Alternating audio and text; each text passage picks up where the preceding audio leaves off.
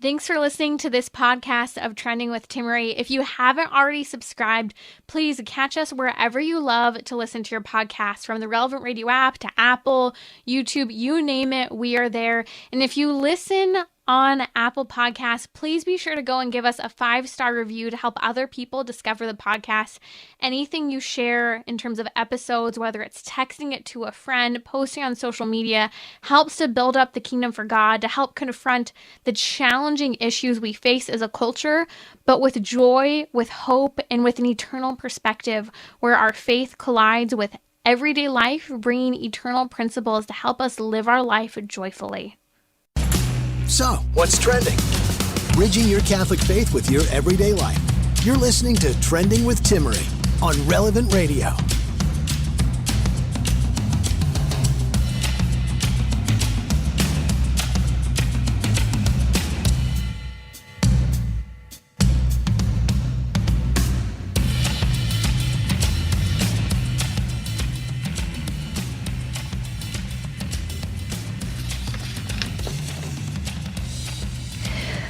Hello, hello, blessed Epiphany. Happy birthday, St. Joan of Arc. What a full Friday we have for you. It was on this day in January of 1412 that the Maid of Orleans was born. She is the only person of either sex who has ever held supreme command of the military forces of a nation at the age of 17. Our church is so amazing, isn't it?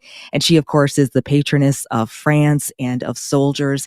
It was beautiful to hear Kale talk about St. Andre Bessette. Of course, we are looking at the beauty of the solemnity of the Epiphany and thinking about St. Joan of Arc here, born in 1412, and her story captivating non-Christians, of course, Catholics, Protestants like Mark Twain alike. And she also happens to be the patroness of my mom, Joan. And my mom and I went to Mass this morning. It was nice to have that conversation about St. Joan. And she said, being named after Joan of Arc in the 40s, it was one of the top 10 girl names at that time. And then it was in the top 50 up until the 60s. And I looked it up today to see where it ranked in terms of the names. Do you have any guesses? It's definitely not in the top 50 or the top 10. It is listed today at number 1,544 in popularity in the United States. And I'm thinking we need to bring it back.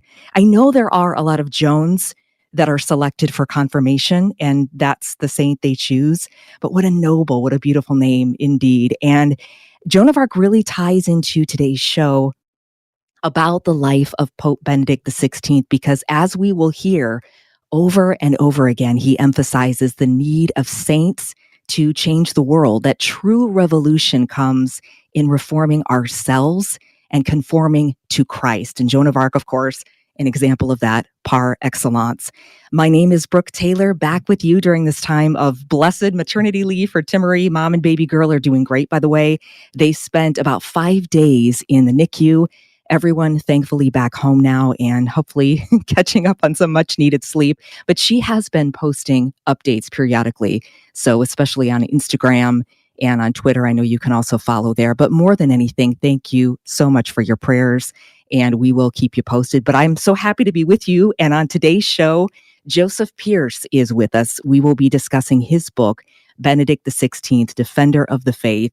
And I'm pleased to say that he agreed to spend the whole hour with us. And I think certainly Benedict merits a full show and beyond that. And even with that limitation, we will do our best to give you a robust picture of a man who Mr. Pearce asserts will be known in history as one of the greatest popes.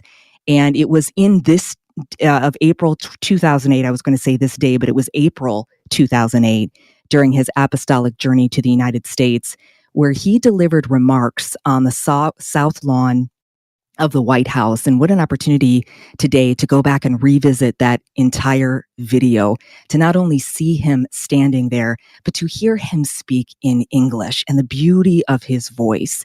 And I want to share just it's a very brief but potent clip of a portion of his remarks that he made on the White House next to President Bush at the time there on the South Lawn. Take a listen. Democracy can only flourish as your founding fathers realized, when political leaders and those whom they represent are guided by truth and bring the wisdom born of firm moral principle to decisions affecting the life and future of the nation. What a quote. Democracy can only flourish, as your founding fathers realized, when political leaders and those whom they represent are guided by truth and bring the wisdom born of firm moral principle to decisions affecting the life and future of the nation. He delivered that message on his 81st birthday, and during that apostolic journey, he also visited Ground Zero. He prayed there. He reflected. He addressed the United Nations. He addressed the bishops of the United States, in which he did not shy away from the sexual abuse scandals. He said, quote, it had been very badly handled. And he also met with a group of abuse victims at that time. And this would be the only time in 2008, that April journey, that he would ever visit the United States. And what I found interesting is there was a Pew Research study done which showed that after the visit, 61% of Americans identified as having a favorable impression of Pope Benedict XVI, which was up from 52% before his visit. And one commentator, I went back and I was pulling from the different interviews and journalists. One was, I had the impression he was a harsh enforcer, but he was really quite gentle. And I wanted to lead with that because I thought the analysis was so interesting in how pervasive and perhaps effective the polemics had been, the mischaracterizations. And even now we hear different pictures of who Pope Benedict really was or was not. And so that's the question. There are a lot of caricatures, and we've heard assertions along spectrums of different extremes, from those who say he was a staunch traditionalist and reformer to those who have called him a modernist. So with clarity and charity, here to take us into the holy heart and mind of Joseph Ratzinger is the author of Benedict XVI, Defender of the Faith, Joseph Pearce. Welcome to the show, Mr. Pearce. Oh, it's a joy to be with you. Thanks for having me. I want to just give a quick bio for those who may not already be familiar with you. Joseph Pearce, Director of Book Publishing for the Augustine Institute. He is a renowned biographer whose books include his autobiography, Race with the Devil, From Racial Hatred to Radical Love. In addition, he has written Through Shakespeare's Eyes, Tolkien, and many more compelling titles, from Hilaire Belloc and The Lord of the Rings. And you can find more by visiting his website, jpearce, which is PEARCE.co. And also we can access your weekly blog there as well, right, Joseph? Yes, indeed. If anyone wants to keep up with what I'm doing, what I'm saying, what I'm writing, where I'm speaking, etc., just go to that website, jpearce.co. Great. Thank you. We want to talk about your book, Benedict XVI, Defender of the Faith. And in the prologue, you share, it's the sweetest, most endearing story about this moment when then Cardinal Joseph Ratzinger was elected to the papacy. You recount watching television at the campus of Ave Maria University, along with Father Joseph Fessio. And I want to just read now because it's such great theater of the mind. And this is what you say. You take us there. Everyone in the room erupted with sheer joy and jubilation. This is with the announcement of Habemus Papam. And you say, the dean and I found ourselves doing an impromptu jig, leaping around in each other's arms in a most indecorous manner. Father Fessio broke down with uncontrollable tears of joy. And you go on to say that Father Fessio, who is the founder of Ignatius Press, was also a former student of Ratzinger's? Yeah, correct. And not just a former student of Ratzinger's, but Joseph Ratzinger, Cardinal Ratzinger, had something called the Scholarkreuz, which were basically former students, and he would get together with them even after he became Pope every year.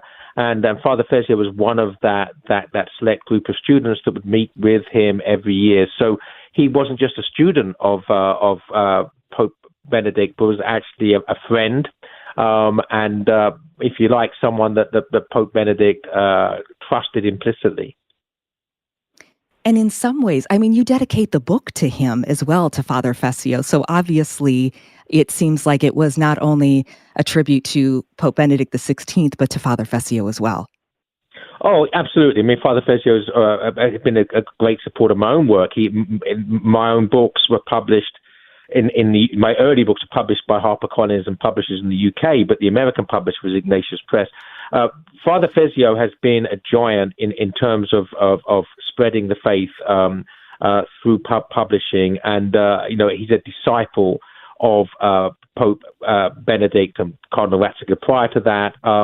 And really, for me, it's a tribute to Father Fezio as well as a tribute to the life and legacy of Pope Benedict, the book of Benedict XVI, that I wrote that book. So yeah, I'm obviously delighted to be able to dedicate the book to that great and holy Jesuit. And what a beautiful moment. We go from this extreme joy, and I think for all of us who can recall where we were and what we were doing when that moment was announced, we go back right there with that rejoicing and jubilation as well. But then, in short order, the tides change, and you write, "The enemies of orthodoxy decried the new German Shepherd as God's Rottweiler." So you are a biography, which is a task that's very daunting alone, to take the life of Benedict XVI. But here then it also seems like you are a litigator to not only tell his story, but to defend him. So is that the mission, and was that your approach? Yes, and it's an unapologetic apologia, if you like, for Pope Benedict, is that this I wanted to be a defender of this great defender of the faith, and I wanted to, if you like, stand behind him or stand beside him to defend him from these unjust and malicious and untrue attacks upon him. I think I say in the book that basically the people that accused this gentleman, and he's a gentleman in both senses of the word, a gentleman, one who knows how to behave decorously, who will never stab you in the back, but also a man who's very gentle, has that gentillesse. He's a gentle, meek, mild-mannered person, like everybody's ideal grandfather, which is why he wins hearts over when people actually see him rather than read about him. And I wanted to actually to play my role in defending him. And for me, and I think I say it in the book, that the people that attack him are the wolves in sheep's clothing, or even, sadly, sometimes the wolves in shepherd's clothing, who don't like the German shepherd who's guarding the sheep. And that is what it's really about. We're going to get into that. I also want to mention right in the beginning, since we're at the front of the book, Scott Hahn, he writes the foreword of the book, and in it he credits Pope Benedict XVI for essentially leading him home to the Catholic Church. He said, "Thus I see perhaps for the first time on paper the image of the most remarkable man I have met, a man whose books led me gently but inexorably to the Catholic Church." And you think of the amount of intellectual giants who were convinced and converted by Joseph Ratzinger. It's really astonishing. Do you think that his contribution to Christian theology and to the church in general is as understood and appreciated as it ought to be? Well, I think that it's always a problem, and I think it's a natural problem, and it's fair enough that when things are too close to us, we're sort of myopic. We can't sort of see them clearly. It's too close. That we actually need to be able to distance ourselves from it. But I am obviously and absolutely convinced that 50 years from now, 100 years from now, he'll be seen as one of the great theologians, and I'm happy to prophesy, being daring and reckless, that he will be a doctor of the church. And so as with his great predecessor, St. John Paul II, and we do need to remember, of course, that these two men were the dynamic duo that steered the church back from the madness of the 1970s, which beset the church. That it was those two together that St. John Paul II, that he adopted, if you like, Cardinal Ratzinger was his right-hand man as the prefect of the Congregation of the Doctrine of the Faith, and those two together steered the church on the right course. But there's one sense, at least, I think that Ratzinger is even better than the St. John Paul II. St. John Paul II is also a great theologian and a great philosopher, but he's also difficult to read. Whereas Cardinal Ratzinger and Pope Benedict have this great ability that, for me, I'm always mindful of C.S. Lewis. This ability to take very difficult, complex, complicated, philosophical and theological concepts and express them and explicate them in a way which is understandable to the ordinary interested Catholic in the pew. That's a great gift, not merely to know what you're talking about, but to be able to communicate that knowledge in a digestible form to people that don't know as much as you do.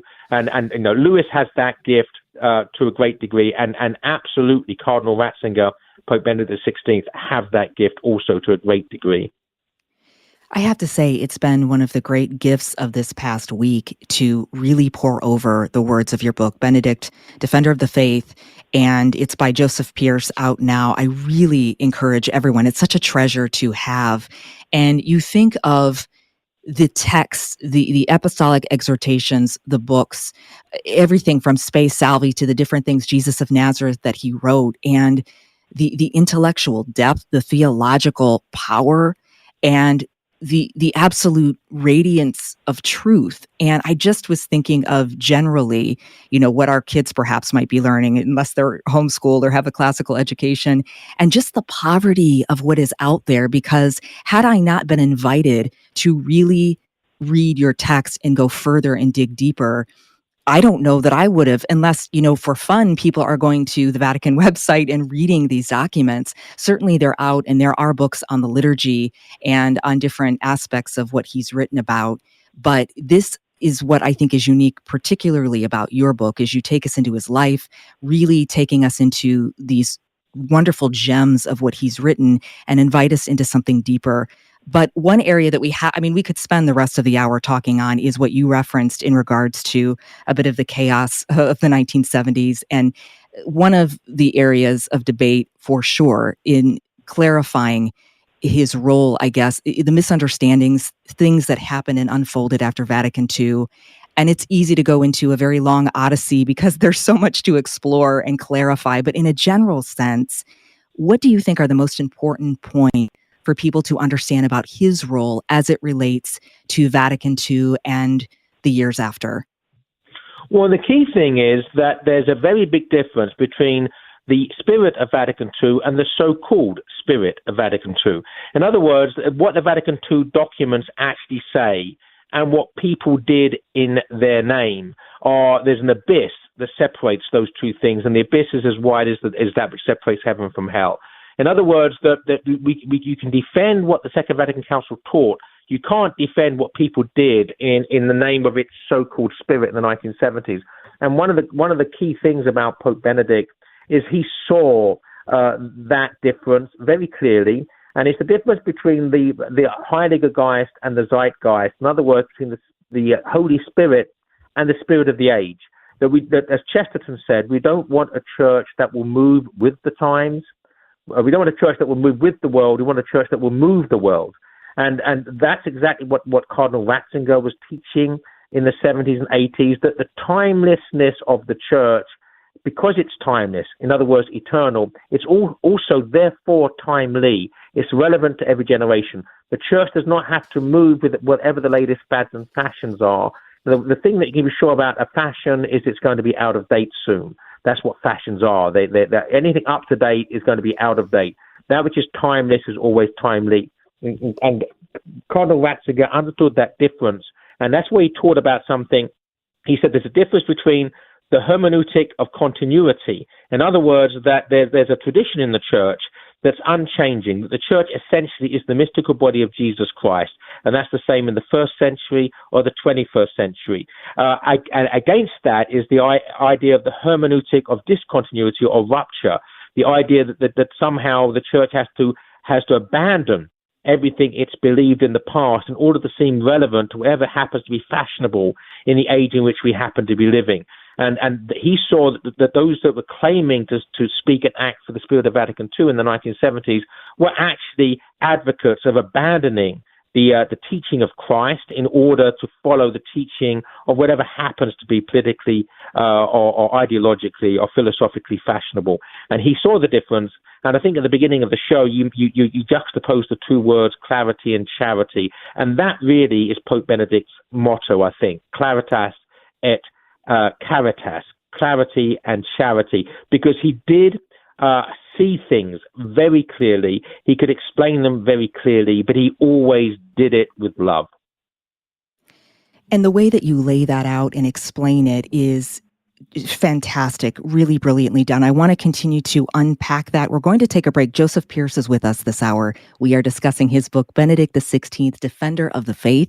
My name is Brooke Taylor, in for Timmery. Do you have a question about the life of Pope Benedict XVI, or perhaps a story to share of how his work impacted your faith? 1-888-914-9149 is the number to call. We are live this hour taking your calls. Stay with us. More when we come back here on Trending.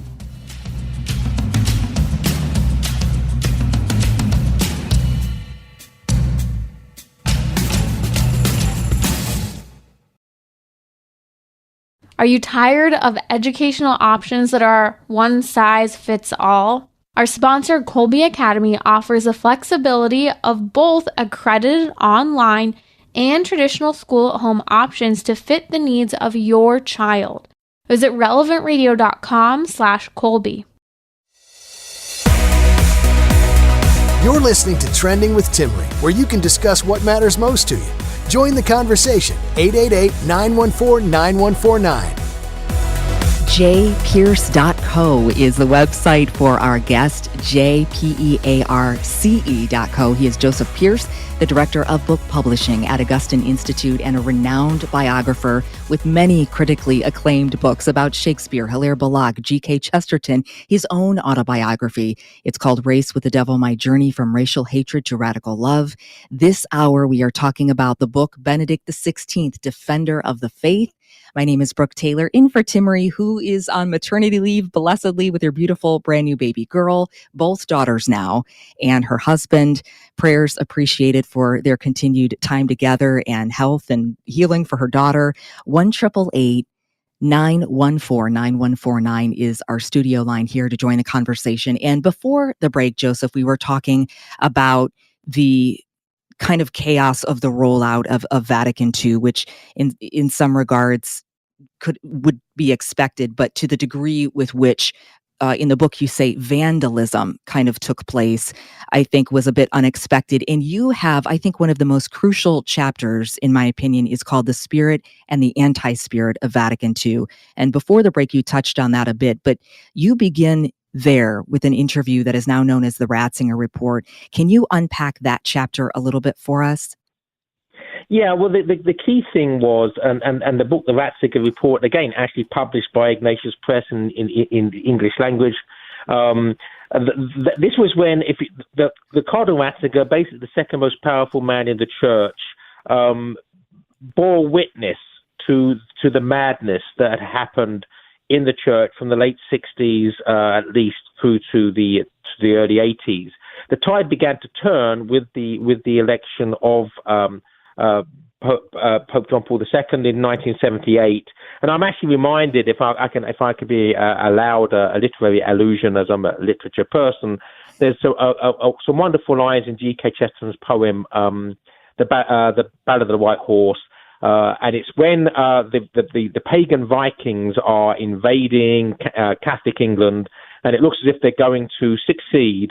And then at the Battle of Ethandune, they're turned back. And there's a wonderful line: "The high tide, King Alfred cried, the high tide and the turn." And basically, I think that is what the Ratzinger Report really heralded.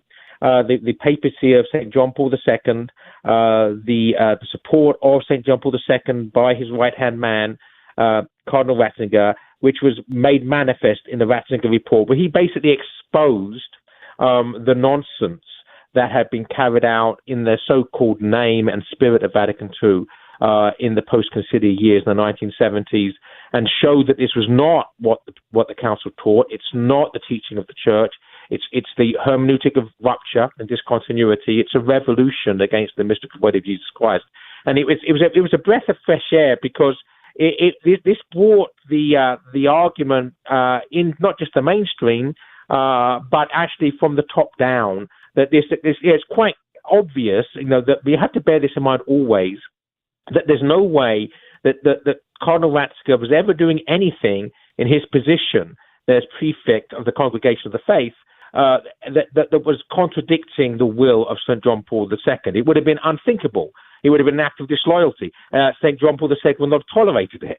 So, basically, we have to see that this is the voice of somebody who's already canonized, St. John Paul II, and someone who I honestly believe will be canonized, Cardinal Ratzinger, Joseph Ratzinger, who became Benedict XVI.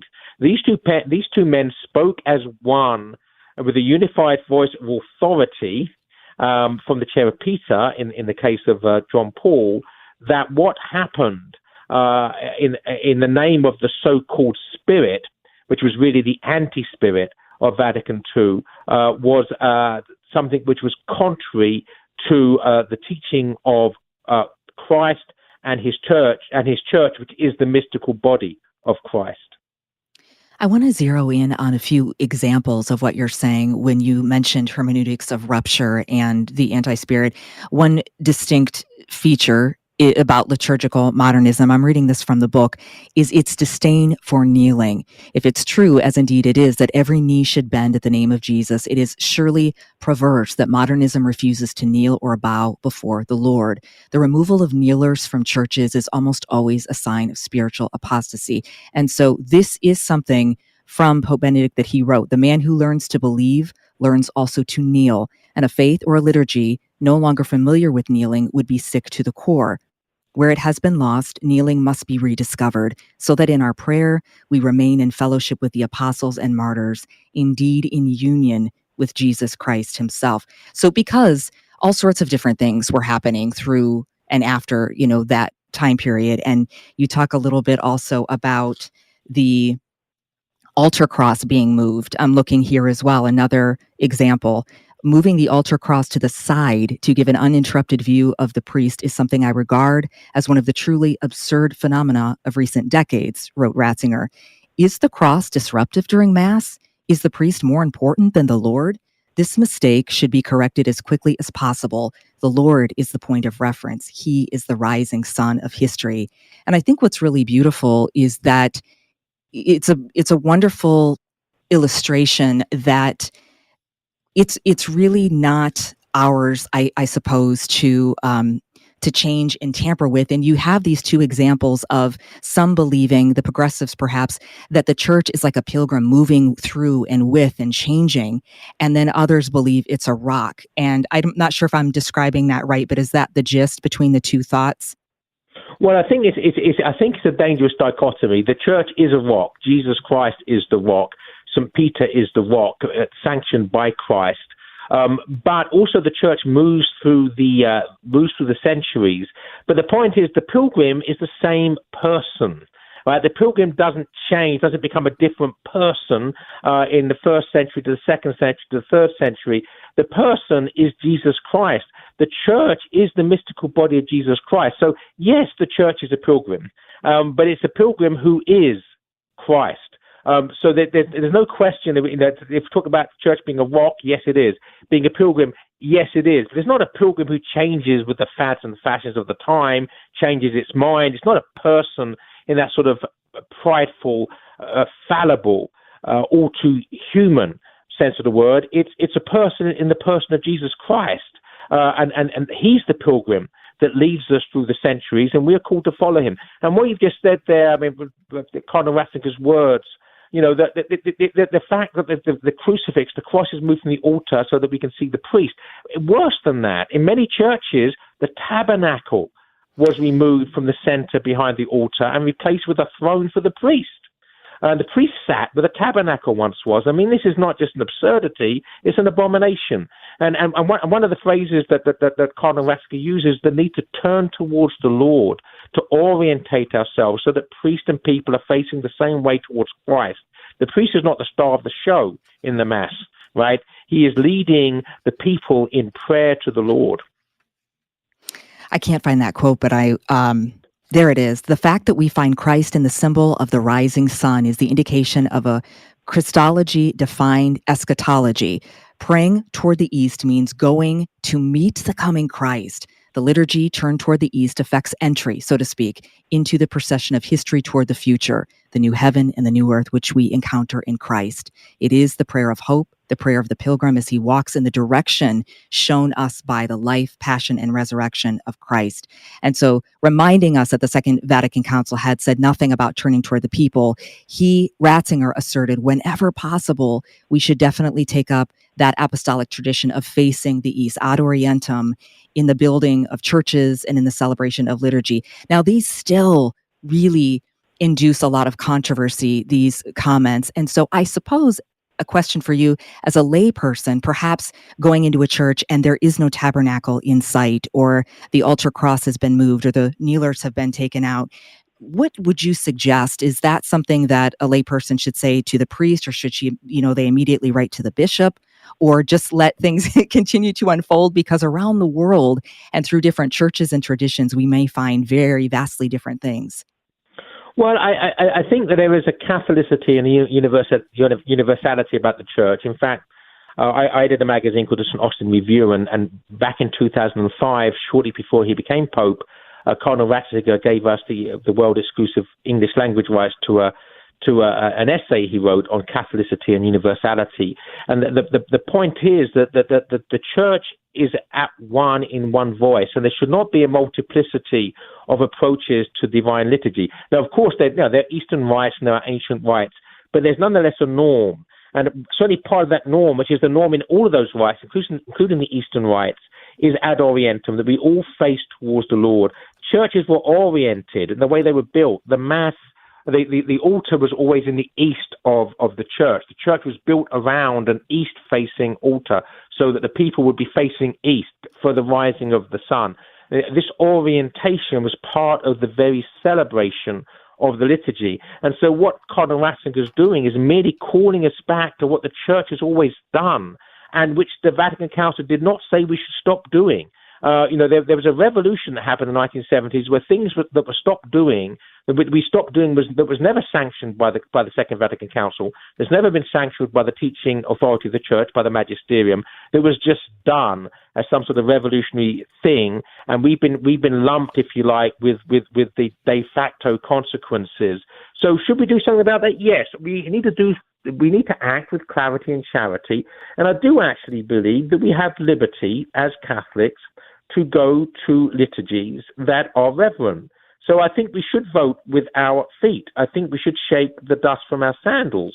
If we're going to a liturgy which is basically sacrilegious in its lack of reverence, in its lack of kneeling, in its lack of seeing the Blessed Sacrament and the presence of Christ as being at the center of the Mass, if those things are not there, we should go somewhere where they are, if it's possible. And obviously I realize that some people might find themselves in circumstances where they can't do this, but where they can, they should go and vote with their feet. And I think this is a democracy, if you like, of the laity, where you will find that the churches where the liturgy is celebrated most faithfully are those that are also that are actually thriving.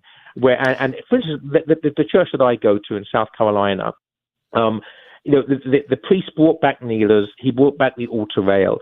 All masses are said ad orientem.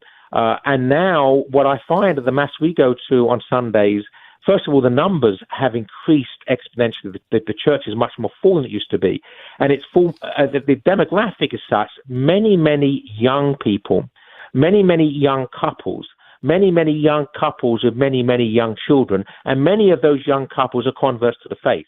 Now, this is the vibrant evangelical church that we should be longing for and working for. And the courageous priest at the parish I go to put the principles that Cardinal Ratzinger was teaching and preaching in the spirit of the liturgy and other places into practice. And we're seeing the fruits of the Spirit, the authentic spirit of the church, the Holy Spirit. And we're seeing in the liturgy, and we're seeing in people responding, and the numbers I've just been talking about, and the youth, the young people. This is the future. I think, too, in the spirit of Ratzinger's education, the classical education model as well. I know we've talked about it. We've had interviews about that as well, but you're also seeing this pocket of renewal in that regard and where it is embraced. So that's a beautiful sign of hope for sure. We have to take a break in a few minutes. We're speaking with Joseph Pearce.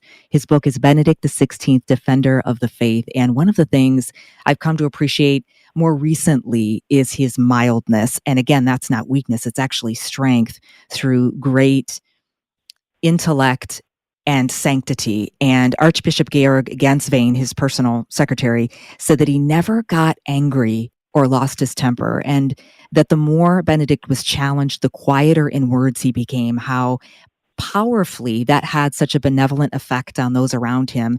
And he shared a story of how during a meeting with bishops and cardinals, and this was during his time as prefect of Congregation of Doctrine of the Faith, that the topic got very heated, and there were quickly rising temperatures in terms of content and tone. And in this simple, quiet manner, he was able to diffuse the aggressive nature. And he said, the arguments are either convincing or not convincing. The tone can either be disturbing or helpful. So I suggest we help each other to take down the tone and strengthen the arguments. And I thought, I need to remember that as a mom with my kids and with everyone, but how brilliant and simple and direct. And it seems that statement was really emblematic of his style and his sanctity.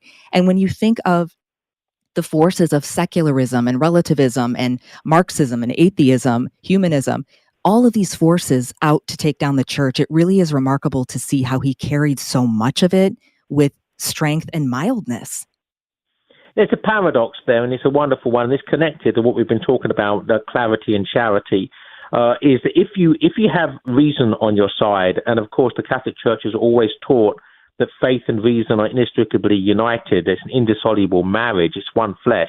But if you have reason on your side, right, you have clarity on your side, then you don't have to get angry, you don't have to get violent. You can just be rational, and you can show that clarity with love, and so that's why sanctity shows itself in both courage and mildness, courage and meekness, fortitude and meekness.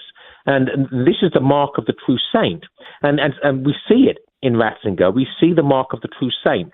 Chesterton said of his relationship with his brother, we were always arguing, but we never quarreled. Now, a quarrel is about winning. An argument is about getting closer to the truth. And where both parties in the argument are serving truth itself to try to get closer to it.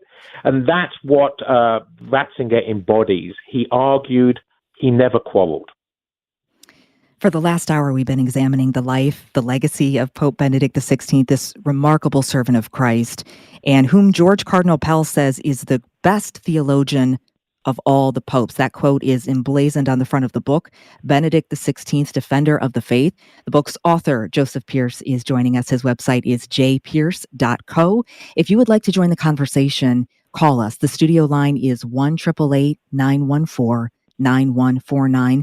We will be right back with more here on Relevant Radio. I'm Brooke Taylor. You're listening to Trending.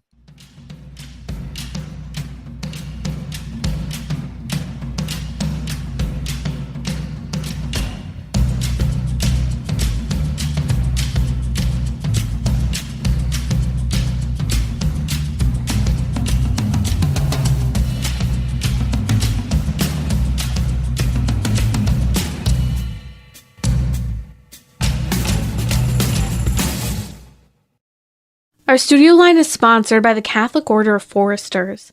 Learn how our sponsor can support your family with health insurance during 2023 open enrollment. Visit relevantradio.com/forester. You're listening to Trending with Timmery, where you can discuss what matters most to you. Join the conversation, 888-914-9149. Welcome back to the show.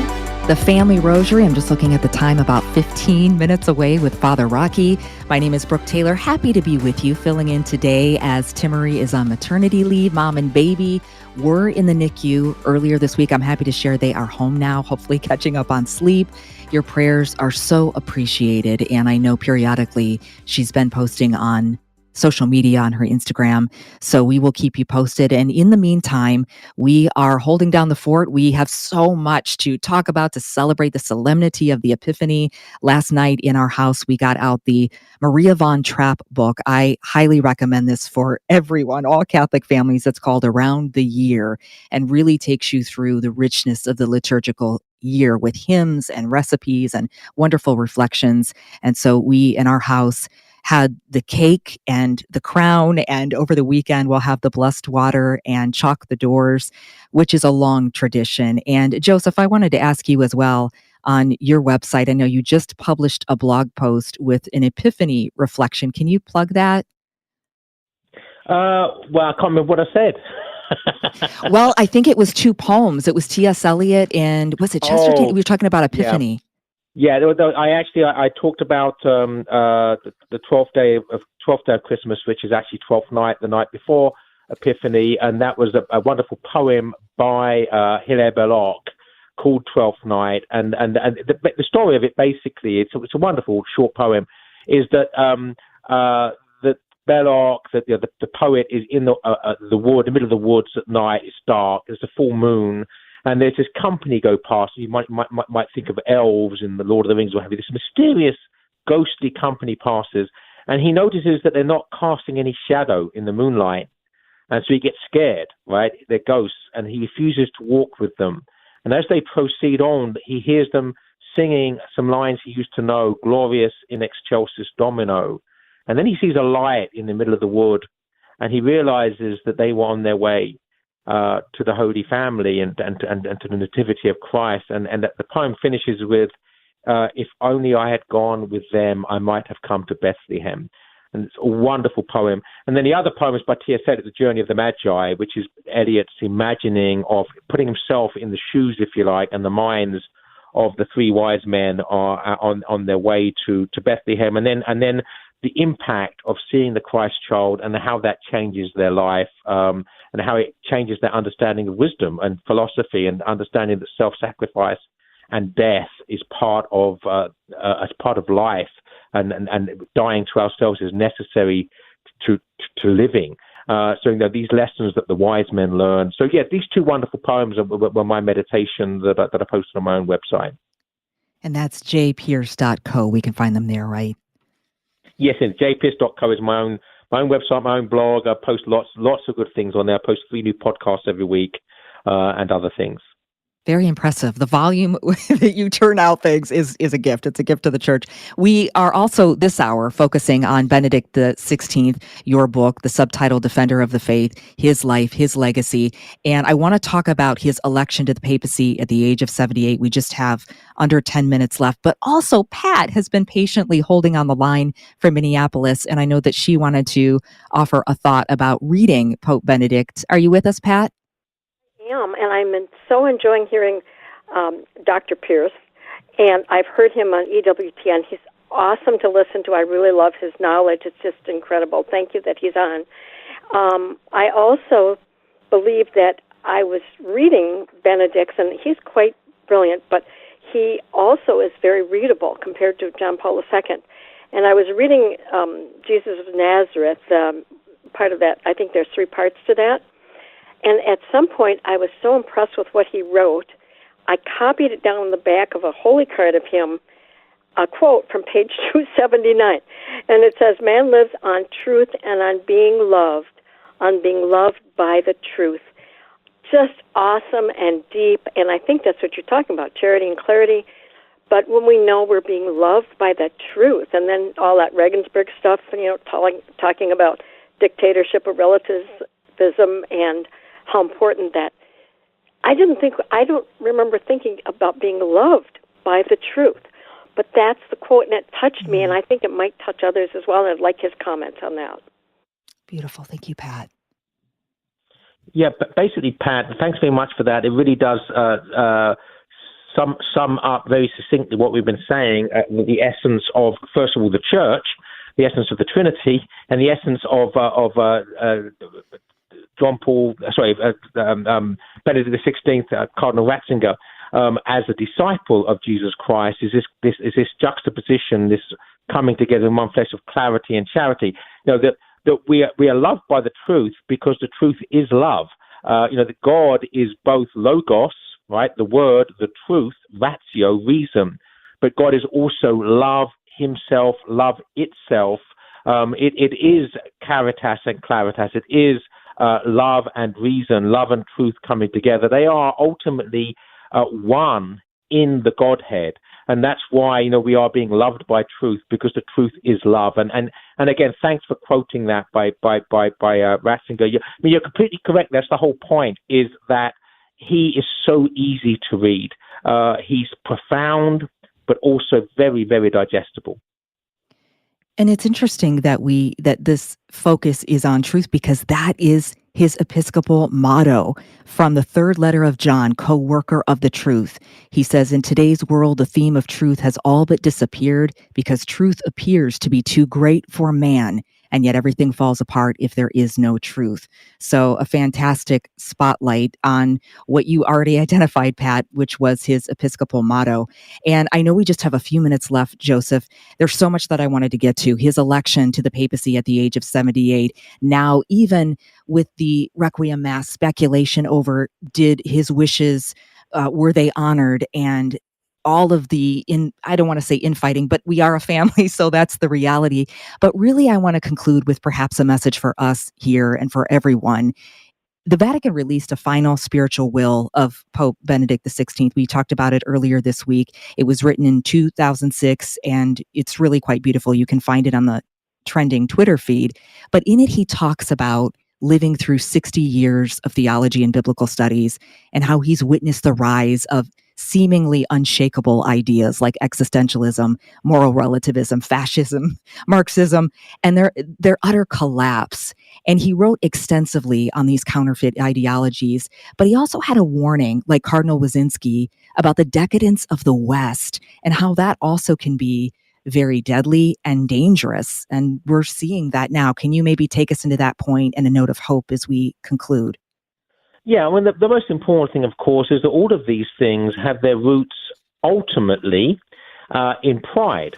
As Alexander Solzhenitsyn said, that the battle between good and evil takes place in each individual human heart. So there's a civil war that goes on in each individual human heart. And that's between good and evil. It's between the homo viator we're called to be, the homo viator, traveling man, pilgrim man, man on the quest for heaven. That's who we're called to be. That's who we're made to be. We're made in the image of God, homo viator. But we're also homo superbus, broken man who tries to make himself God, who refuses the pilgrimage, who refuses the journey. And that war goes on in each individual human heart, which means it goes on in each individual human society in every generation, from Adam and Eve onwards. And a lot of these ideologies are about self-empowerment. Now, the ideology of the modern decadent West is about self-empowerment. You can be what you want to be. But Nietzsche was about self-empowerment. Nietzsche was the inspiration for the Nazis. Most of these ideologies are the product of, pride theologically and Enlightenment philosophy, which is a rejection of the teaching of the Church. And that spawned the French Revolution, the Russian Revolution, the rise of the Nazi Party, the Chinese Communist Party, the killing fields of Cambodia, and then the killing fields of the abortion mills of this country, which is the same decadent self-empowerment. There's a lot in common between these different types of secular fundamentalist forms of self-empowerment. And it's all summed up actually in the words that Cardinal Ratzinger said just before his election to the papacy, when he coined the phrase, the dictatorship of relativism. That relativism leads to totalitarianism because they don't believe in truth, and therefore they will crush anybody who does believe in truth. In the beginning of the book, you offer an apology, both meant to be kind of a confession of the enormity of the subject matter, but then as well as a defense of Pope Benedict XVI. And you've done a brilliant job, not only of doing that, but somehow keeping it well under 200 pages, which is very impressive because for the last week, with 5 kids and much to do, I was able to read the entire book, highlight it, and certainly go back again. It's profound because Pope Benedict XVI was profound, and it is a work that is a treasure to our faith. So I thank you. And again, the personal website is jpearce.co, so we can visit you there. The book, Benedict XVI, Defender of the Faith, is available at Tan Books and just basically general booksellers. Is that right, Joseph? Yes, anywhere that sells good books, hopefully will also sell that book. Okay, well, thank you for your time and blessed Epiphany. There are so many, I think this is our fourth or fifth interview, so many different subject matters. We were blessed that you actually joined us, I believe the day after Queen Elizabeth died, and you being an Englishman were able to really offer some beautiful insight there. And in all you do, it is so well appreciated. So God bless you, blessed Epiphany, and for your family as well. My pleasure. Thanks so much for having me, and God bless you, and happy Epiphany to you too. Thank you. As we wrap up the show dedicated to the life, the legacy of Pope Benedict XVI, I thought we'd just have a few minutes that it would be fitting to end with an excerpt from an address that he gave in Cologne, Germany. It was on World Youth Day, August 2005. It's actually a portion of it featured in this book, but he was talking about the Magi as we celebrate the solemnity of the Epiphany. And he says, in our pilgrimage with the mysterious Magi from the East, we have arrived at the moment which St. Matthew describes in his gospel with these words: going into the house, they saw the child with Mary, his mother, and they fell down and worshipped him. Outwardly, their journey was now over. They had reached their goal. But at this point, a new journey had begun for them, an inner pilgrimage which changed their whole lives. Their mental picture of the infant king they were expecting to find must have been very different. God does not enter into competition with earthly powers of this world. He does not marshal his divisions alongside other divisions. God does not send 12 legions of angels to assist Jesus in the Garden of Olives. He contrasts the noisy and ostentatious power of this world with the defenseless power of love, which succumbs to death on the cross and dies ever anew throughout history. Yet it is the same love which constitutes the new divine intervention that opposes injustice and ushers in the kingdom of God. These wise men must become men of truth, justice, and goodness, and forgiveness and mercy. They will no longer ask, how can this serve me? Instead, they will ask, how can I serve God's presence in this world? A beautiful message. And may we too have what Pope Benedict XVI calls the courage of nonconformity, to conform ourselves to Christ and bring him the greatest gifts, which is ourselves, our soul, wholly and completely. God bless you. My name is Brooke Taylor. The Family Rosary Across America with Father Rocky is next. Blessed Epiphany to you. Happy birthday, Saint Joan of Arc. Until next time.